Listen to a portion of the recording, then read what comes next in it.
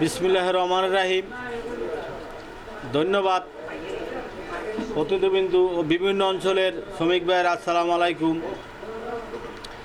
আজকে আপনাদের দ্বারা কৃতজ্ঞ।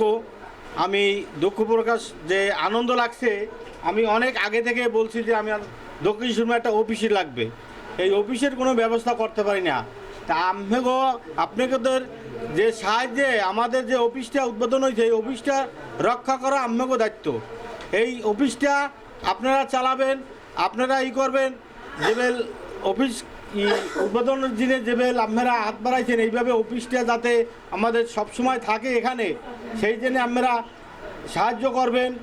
আর নতুন যারা কাট করে নাই এরা কাট করবেন।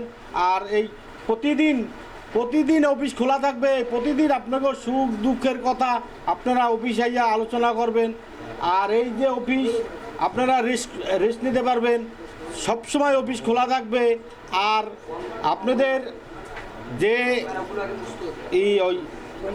আপনাদের সাহায্যে অফিসটা যাতে, আর আমাদের যে কিছু কাম আছে এই কামগুলো যাতে আরও করতে পারি, অফিস যাতে আরও উন্নত করতে পারি, সেই চেষ্টা করবেন। এই বলে আমার বক্তব্য।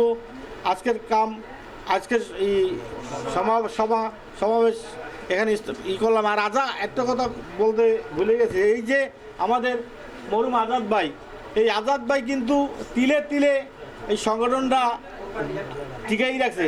এই আজাদ ভাই যত কাজ আছে, এই কাজগুলো আমরা যাতে সামনে করিয়া আগাইয়া যাতে সাদেক ভাই যাতে সারা জীবন আমরা মনে রাখতে পারি, যাতে আপনারাও মনে রাখতে পারেন, এই বলে আজকে সমাগম এখানে সমাপ্ত করলাম।